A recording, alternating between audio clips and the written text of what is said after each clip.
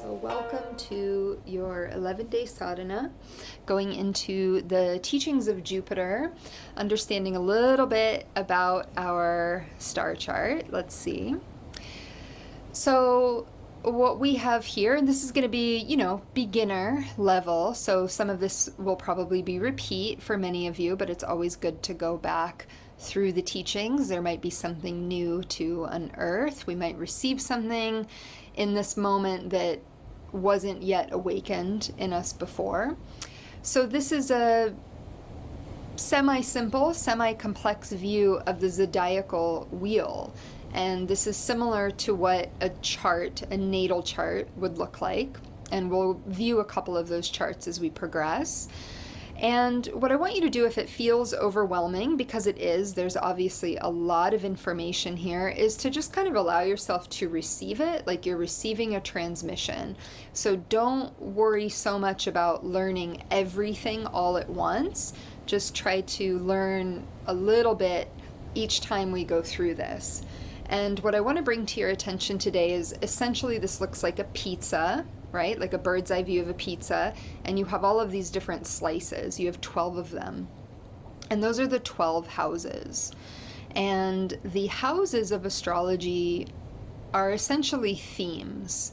And they're very concentrated themes in each slice of the wheel, in each slice of the cosmic pizza.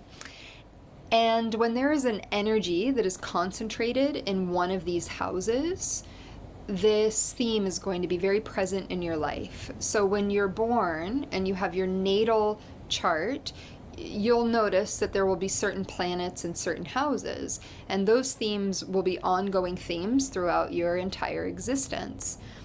And then we have the transits, which are the current themes, the way that the planets are currently engaging with our houses. So in the instance with this Jupiter study, Jupiter has moved into the sign of Aries, and it will be here for 1 year.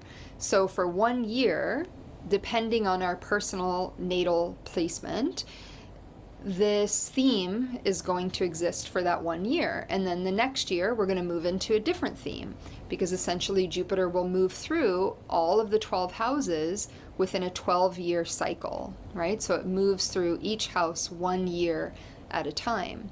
And what you can see here, you can see number 1, you've got the house of Aries, right? And then it goes down. You can kind of think of it going down into the earth, like deeper into the earth.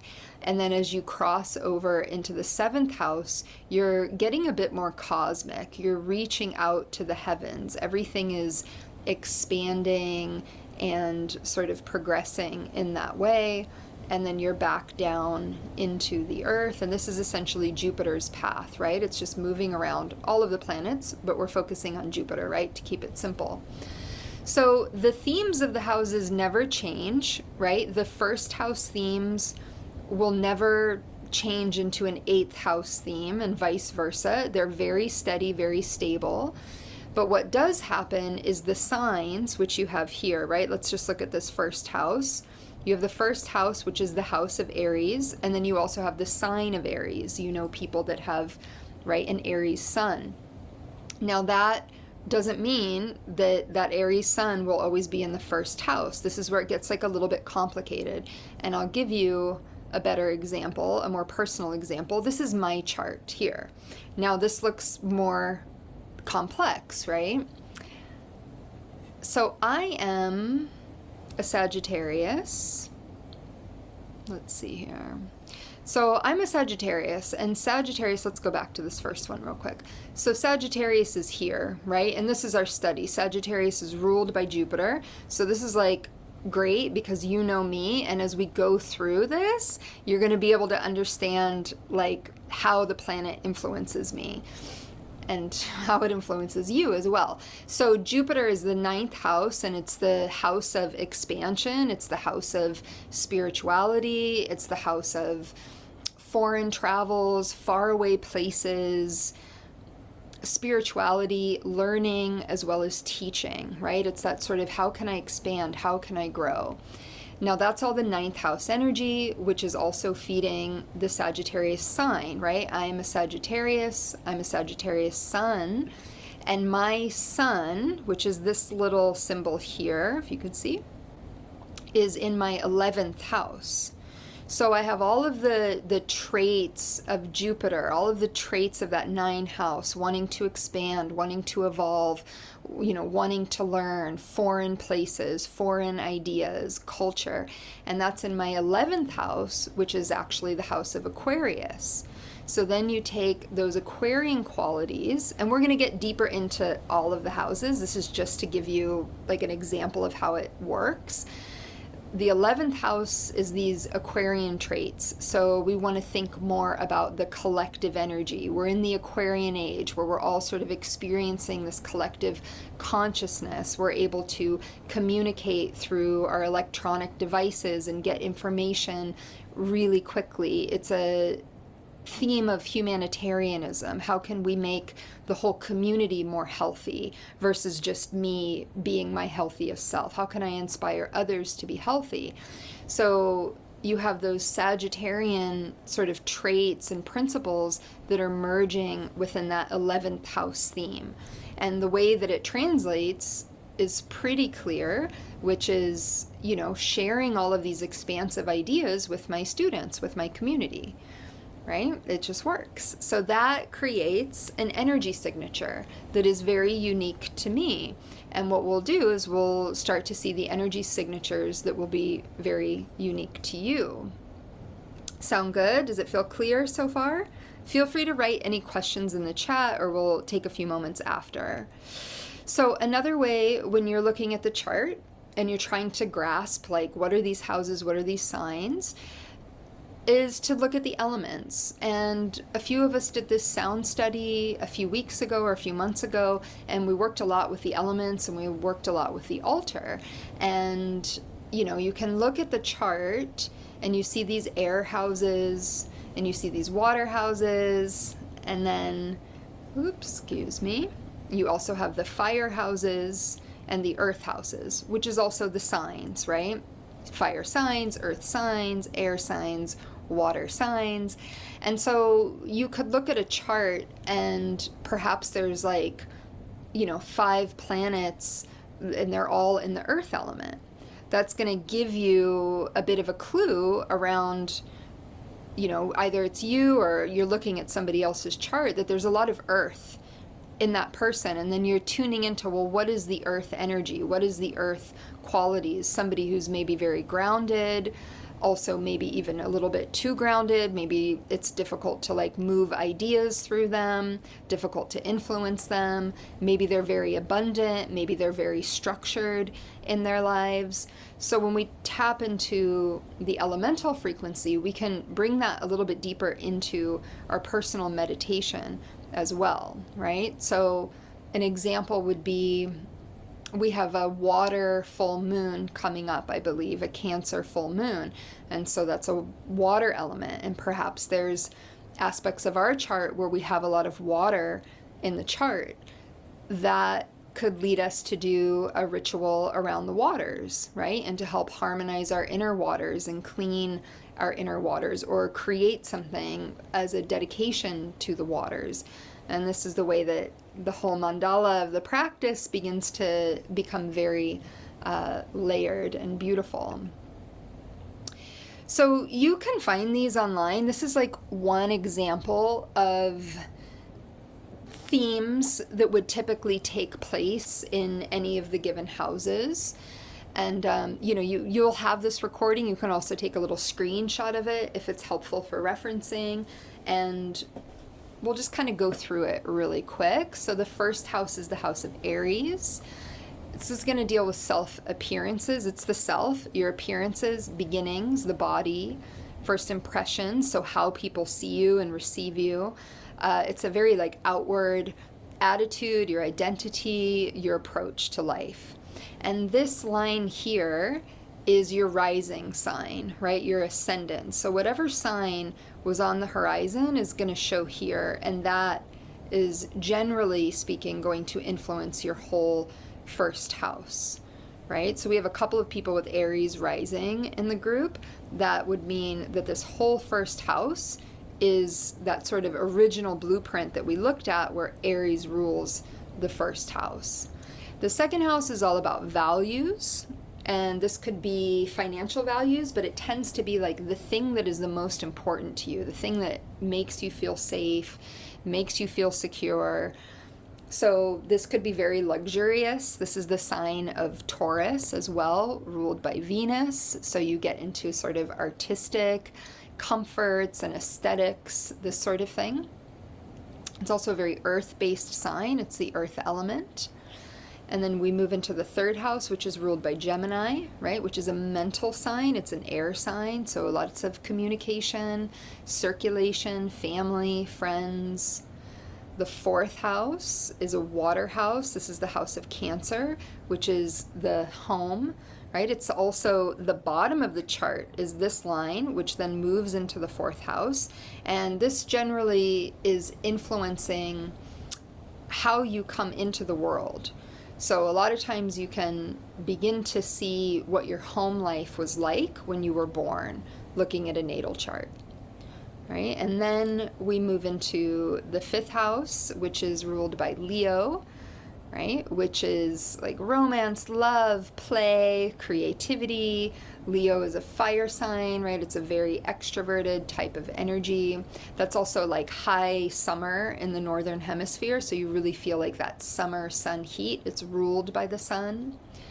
You have the sixth house, the house of Virgo, which is health, fitness, systems. Virgo is very much like an apprenticeship type of energy, so moving towards mastery and very dedicated to whatever the path is to get to that mastery, whatever the system is, really dedicating to those systems. Earth sign, and also ruled by Mercury, which also rules the third house, which rules Gemini rather. But Gemini is an air sign and Virgo is an earth sign. So you have this sort of mercurial mind, right? Lots of thought, lots of thinking, lots of concepts, intelligence, but one is in air and one is in earth. So there's quite a difference there. And then we are crossing the descendant here. So you have the ascendant, right? Your ascendant, your rising sign, and then the opposite is your descendant over here. And then you're going to move into now relationships. The seventh house ruled by Libra, also an air sign as well. And, right, it's this marriage, contracts, business partners. It's really one-to-one partnerships and relationships. There's also a bit of justice in there, right? Libra is the scales. So finding that sense of balance and justice. Aesthetics, beauty, art, ruled by Venus. So again, you have all of that sort of similar aesthetic energy that you would also find with Taurus here in the second house. We move up to the eighth house, house of Scorpio, the occult, death, sex, and taxes. I always say these are the things that we kind of don't bring up so commonly at the dinner table unless we're with really close friends, because those are all of like our little secrets that we have around our, you know, our sort of hidden things. And this is also the place of other people's money. So it could indicate that you owe someone money. It could also indicate a windfall where you are receiving money, such as like an inheritance or winning a lawsuit, these sorts of things. Scorpio, right, ruled by Pluto, very powerful, very shamanic, very much about the underworld, right, and those sort of deep psychological recesses of the mind. And then again, we have the ninth house, which is really our study, right, is Jupiter ruling the ninth house, the house of Sagittarius, fire sign, overdoing, right, overextending, all the time, and much more, right? All of the culture, the learning, the studying, the traveling. 10th house. Okay, so then we cross this line. Now this is your midheaven.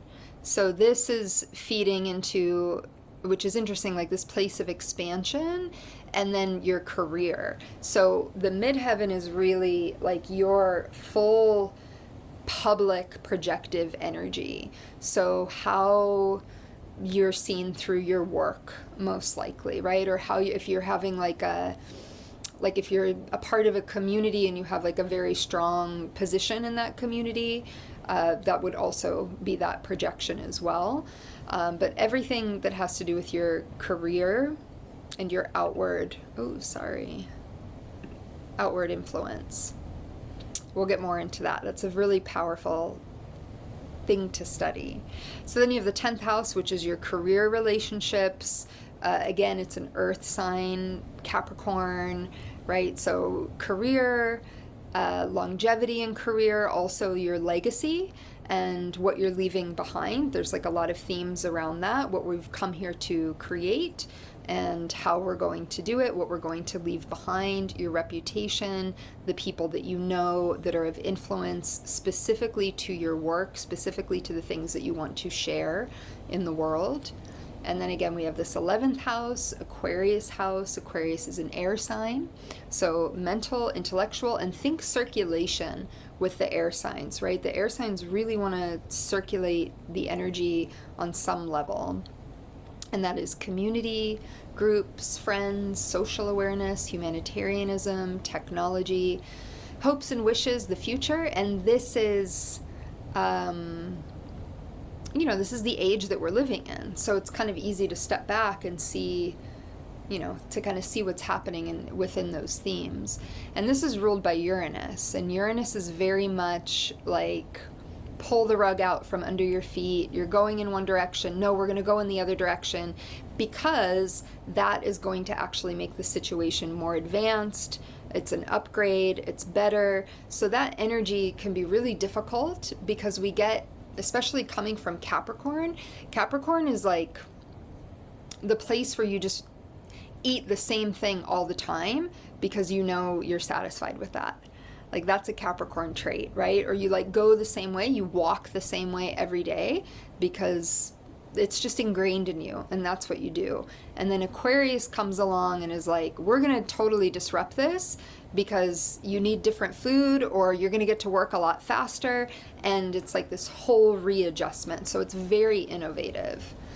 And then this 12th house is the house of Pisces, right? Water house. And the water houses, Pisces, Cancer, Scorpio, these are all the psychic trinity, right? So the water houses are very psychic, inner emotions, the inner world, the inner life, somewhat visionary, very empathetic, able to kind of feel into situations, and very powerful. And we have Pisces being ruled by Neptune, and that is like outer planet, and a planet that can kind of create a lot of mystery. It's a very spiritual connection, but also very mysterious, and a little bit like fog, where things are maybe not so clear and crisp because it's more of a feeling that we're connected to versus like something down here at the bottom of the chart, which might be much more practical, right? Practical and grounded. So that's very brief, very quick, but I think we're understanding it. And then these are the symbols. And again, you can just kind of take it in. It's a lot to take in, and it's, it's little things to memorize what the differences are, but this is just to give you an idea of these glyphs. And this is the main glyph that we are focusing on, which is the glyph of Jupiter. And what we have here is we have this cross, right? This very sort of like religious structure. And then you've got this half sort of moon or half wheel. And what's happening here is it's reaching. So I want you to think about that, right? It's reaching for something more. It wants more. It wants to expand. It wants to grow, right? It wants to pull something else in so that it can expand and grow. And so we're going to get into a little bit. I'm just going to read to you. I found just some quotes around Jupiter, and I'm just going to read through these, and you can close your eyes and receive it. You can read along. Jupiter's bigness and broad vision is inextricably linked to the perennial human search for a larger truth and for an experience of oneness with the universe. In perhaps no other planet and in no other sign than Jupiter-ruled Sagittarius do we find such a natural, spontaneous, and obvious intermixing of the physical and the non-physical. The material aspiration to improve one's situation is combined with a redemptive preoccupation with uplifting dreams, ideals, inspirations, and ethical causes. Witness, for example, the symbol for Sagittarius, the centaur. This unique creature is still grounded on the earth with an animal body, but that does not stop him from using his human half to carefully aim his arrow at a specific goal on the distant horizon. An especially important feature of Jupiter's nature in mythology, as well as in the interpretation of Jupiter in astrology, is the link between Jupiter and what was often traditionally called higher mind. This aspect of mind can also be called nobler mind or divine mind. Studying Jupiter can help to reinvigorate this important dimension of each human being. Jupiter's higher mind is not irrational. It is a form of reason, but inspired reason. Jupiter is a constructive and progressive Mercury. And remember, Mercury rules both Virgo and also Gemini. The latter is concerned with things as they are. It examines. It does not speculate or plan ahead. Jupiter seems to be a type of explorer and experimenter, always ready to sweep its gaze towards wider horizons, whether mental or physical. It is always known as the planet of growth. This is not merely growth in the sense of a thing becoming enlarged. It is a perpetual unfoldment into fresh combinations and variations. Mercury studies local maps. He is usually an authority on tubes and bus routes, but Jupiter asks for atlases and maps of continents. Jupiter is the symbol of health and sanity, of inner integration and successful living. It makes the life whole and counterbalances the over-individualistic and separative trend of the ego and its tool, the analytical mind, Mercury. So I'm just going to share a little story about a time where I was working with a colleague who is a Virgo, right? So ruled by Mercury. She's on the bottom of that chart. And we had planned to do a retreat together in India. And as things were coming along, right, it's always like getting enough people to book the hotel and all of the arrangement. It's like quite a juggle, right, to put a retreat together. And at a certain point, it just kind of looked like the numbers were very low. And, you know, there was a question of whether or not we should do this. And for her, it was very clear that it wasn't the right thing to do. It really wouldn't be enough money. It wouldn't be worth it to put the time and energy into it. And I was thinking about it like, well, you know, I love going to India. I still want to go. And so what would happen if she, you know, if she pulled out? Probably a few of her students would end up leaving, but then I still have a handful of students that I'm bringing. And what happened is exactly that. She left. Her couple of people that had signed up went with her. And then I had like a few more people sign up, but what happened was I completely re-envisioned the retreat, right? Because the way that we had set it up together was to go to like a very expensive hotel and all of these, you know, different things that made the expenses very extravagant. And for me, I was like, you know, I don't need to do that. Like, we can go to an ashram for the night, give people an authentic experience, like go on a houseboat for a night, like all of these beautiful things. And the retreat was spectacular and super powerful for everyone that came. And what my colleague had said to me, like after the fact, she was like, I would have never thought to do that. I would have never thought to switch things around. Right? Because that sort of mercurial energy is very much like, this is the way it is, we're following the system, versus the Jupiterian energy, which is like, well, let's have some flexibility. Let's figure out a solution. I want to do this thing. How can we make it happen? So, life story. And so these are the glyphs now of Jupiter and of Saturn. Because what we're about to get into is just a few teachings around the importance of Saturn. And of course, you just did this intelligence meditation, right? The Jupiter and the Saturn. Why the Jupiter and the Saturn? Because essentially, wherever we're being called to expand, there's going to be somewhere in our charts where we're also being called to contract.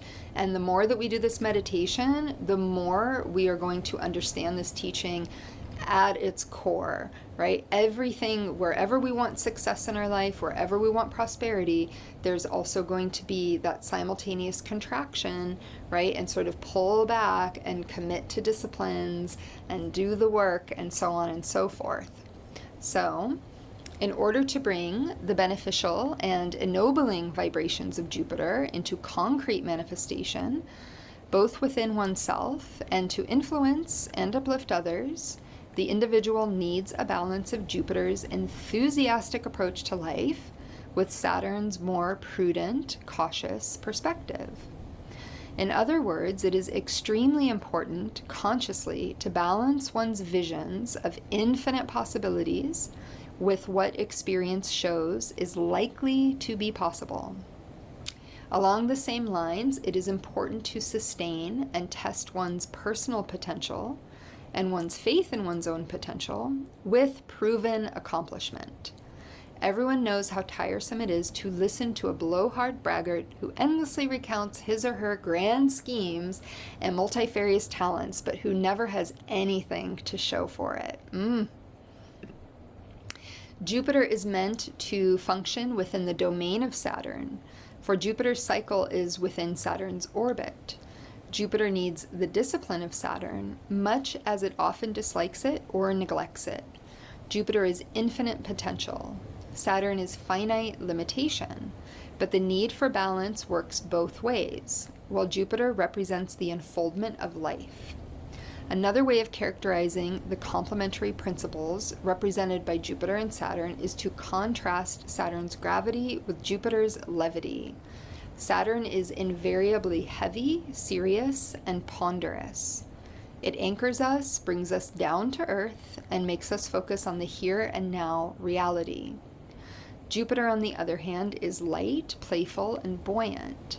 It lifts us up, helps us to rise above it all, and gives us a perspective that can only be achieved from the high mountaintop of idealism and humor. Okay. So you can see, so this is Valerie's natal chart with the current transit. So this is the sun glyph here, and Valerie is a Sagittarius sun. And you can also see that it's close to this glyph up on her midheaven, so there's some influence there, right? And then on the outer ring is where you have the current transit. So that's the sun there, and the sun currently is in Capricorn, right? It went into Capricorn a little while ago. So you have the actual natal chart, the blueprint of what the sky looked like when she was born versus what the sky looks like right now.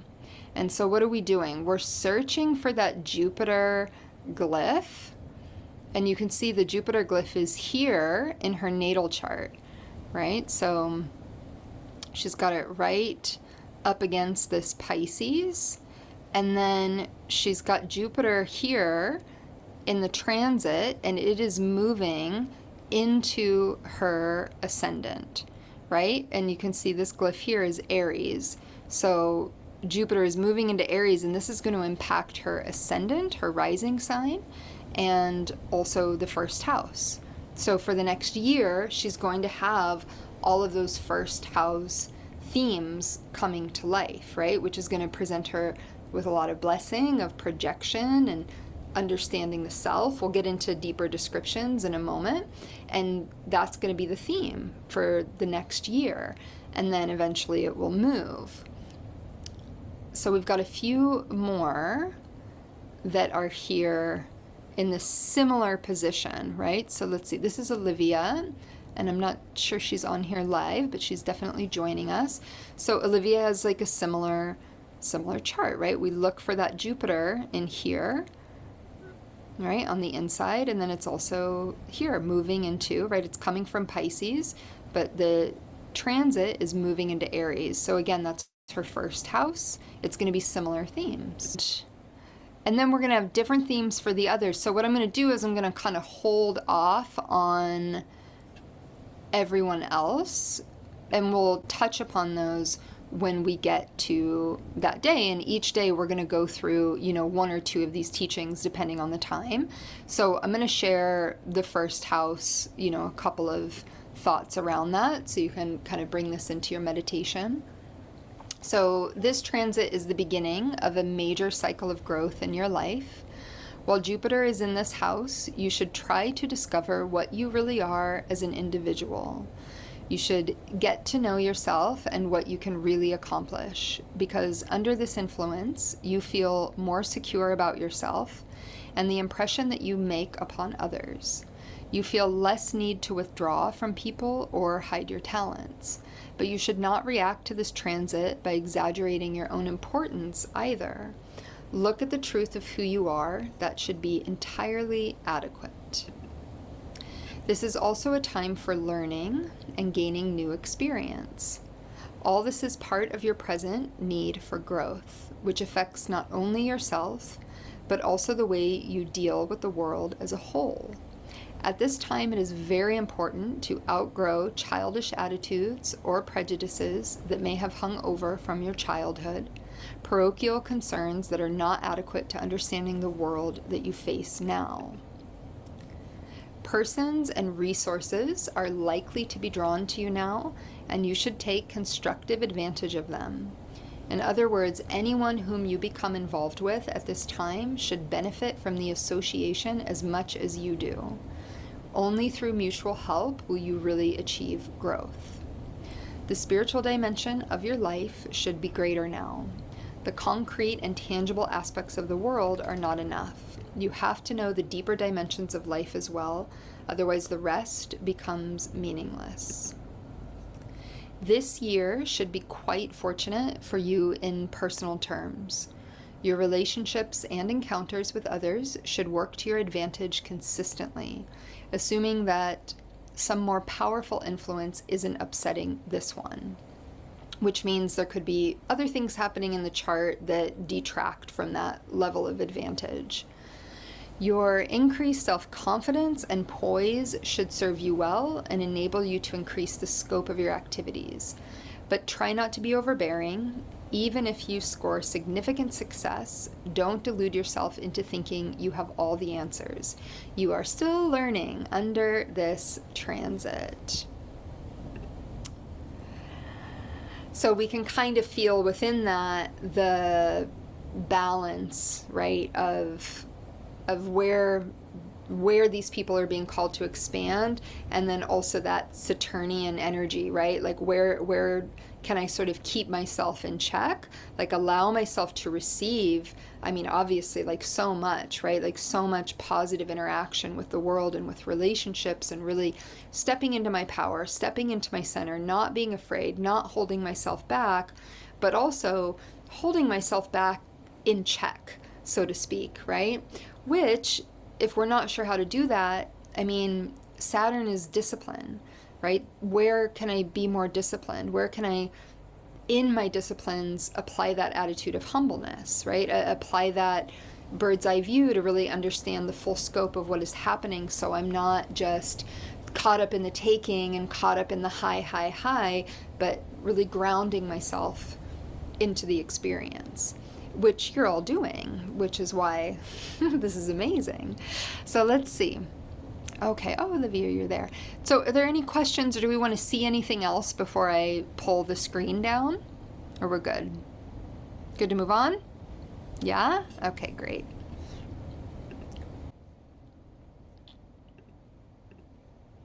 Okay, so now we're going to do one more meditation. And this is going to be a meditation to help with this idea of clarity, right? And also building up our nervous system a bit, because those of us with that sort of first house placement and energy, and really everywhere in the chart where we are beginning to expand and we're seeing success in our life, and we're going into those advantages, right, of receiving, we want to really be able to hold that in our structure, and we want to be able to hold that through the nervous system especially. And this is a great first year meditation, and it is a little bit challenging, which I suspect you're into. So you